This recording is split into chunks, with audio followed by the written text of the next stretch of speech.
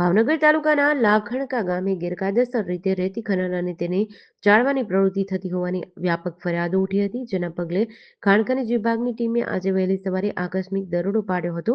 જેમાં અલગ અલગ 7 જગ્યાએથી સાધનો સહિત 25 લાખથી વધુનો મુદ્દામાલ ઝડપી પાડ્યો હતો. ભૂસ્તરશાસ્ત્રી BM જાડોદરાએ જણાવ્યું હતું કે આજે વહેલી સવારે ભાવનગર તાલુકાના લાખણકા ગામે ગેરકાયદેસર રેતી ખનીજ જાળવાની પ્રવૃત્તિ થતી હોવાની ફરિયાદ અન્વયે ભૂસ્તરશાસ્ત્રી કચેરી ભાવનગરની તપાસ ટીમ દ્વારા લાખણકા ગામ ખાતે અલગ અલગ 7 જગ્યાએ આકસ્મિક તપાસ હાથ ધરવામાં આવી હતી, જે દરમિયાન વિસ્તારમાં અલગ અલગ 7 જગ્યાએ રેતી ખનીજ જાળવા માટેના 7 ચારણા તેમજ ચારણા સાથેની અન્ય સામગ્રીઓ સાથે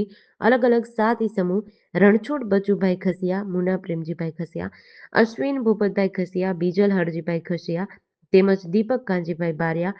ભોપા ખોડાભાઈ બારૈયા તથા મુન્ના ગુસાભાઈ ચૌહાણ તમામ રહેવાસી લાખણકા વાળાઓને ઝડપી પાડી કાયદેસરની કાર્યવાહી હાથ ધરી હતી.